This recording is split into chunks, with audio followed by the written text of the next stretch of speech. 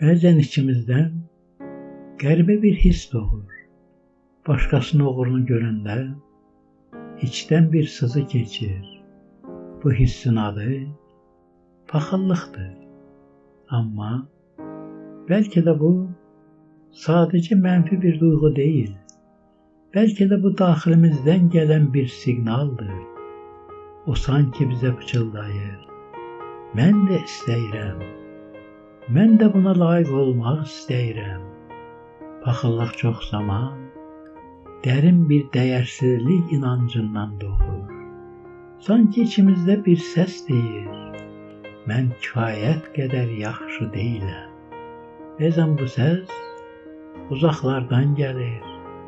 Valideynlərin, müəllimlərin, cəmiyyətin səssiz müqayisələrindən.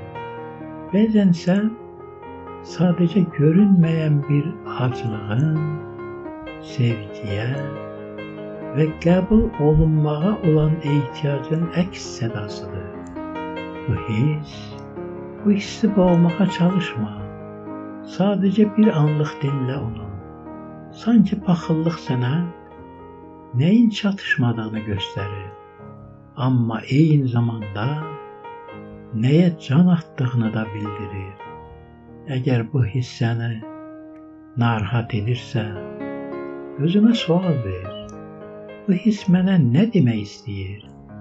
Bu istəyi həyata keçirmək üçün mən nə edə bilərəm? Unutma, başqasının uğuru sənin məğlubiyyətin deyil. Onun ışığı sənin ışığını söndürmür.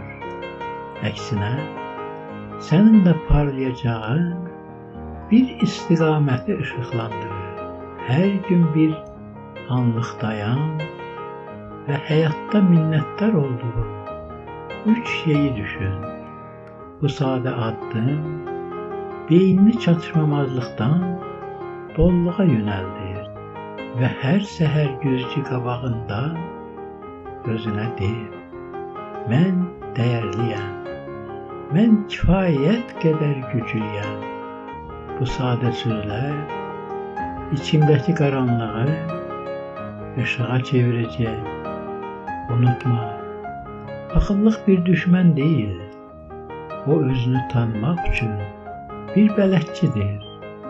Başqasının ışığına bax, amma qorxma. Çünki onun parıltısı sənin də parlayacağın yeri işıqlandırır.